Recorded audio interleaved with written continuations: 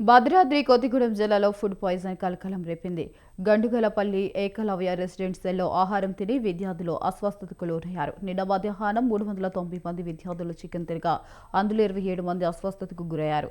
విషయం బయటికి పోకుండా స్కూల్ సిబ్బంది గోప్యంగా వైద్యం చేయించారు. ఇక విషయం తెలుసుకుని పాఠశాలకు వెళ్లిన ఎమ్మెల్యే జారే ఆదినారాయణ సిబ్బంది తీరుపై ఆగ్రహం వ్యక్తం చేశారు.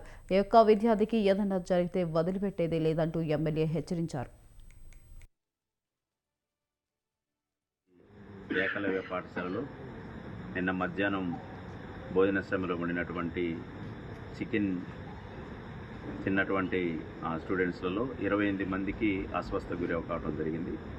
అది కూడా నిన్న రాత్రి 1 గంటకి వామిటింగ్స్ వాంతులతో బాధపడుతున్నప్పుడు మరి పాఠశాలలో ఉన్నటువంటి ఎవరైతే అడాప్టర్ టీచర్ ఎవరైతే ఉన్నారో వాళ్ళు చూసిన తర్వాత ఏంటని పరిశీలించగా వామిటింగ్స్ మోషన్ అవుతుందని చెప్పి తెలపడంతో అప్పటికప్పుడు ఏంటని వాళ్ళని వెంటనే అడగగా మరి నేను మధ్యాహ్నం తిన్నటువంటి చికెన్ వల్ల కాస్త కడుపు ఉబ్బరంగా ఉంటామని చెప్పడం జరిగింది.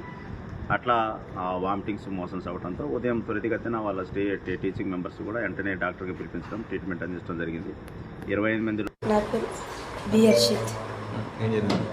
మధ్యాహ్నం చికెన్ తిన్నప్పుడు స్టమక్ పెయిన్ వచ్చింది. తర్వాత నర్స్ మేడం టాబ్లెట్స్ ఇచ్చింది. కానీ తగ్గకపోతే గ్లూకోజ్ ఇచ్చింది. ఇంకా ఎక్కువ అయింది. ఇంకా చికెన్లో పాయిజన్ వేసింది. ఈ కడుపులో బాగా పెయిన్ వచ్చింది. వాంతికి చాలాసార్లు మోషన్స్ అయింది. నా పేరు బియర్షిత్.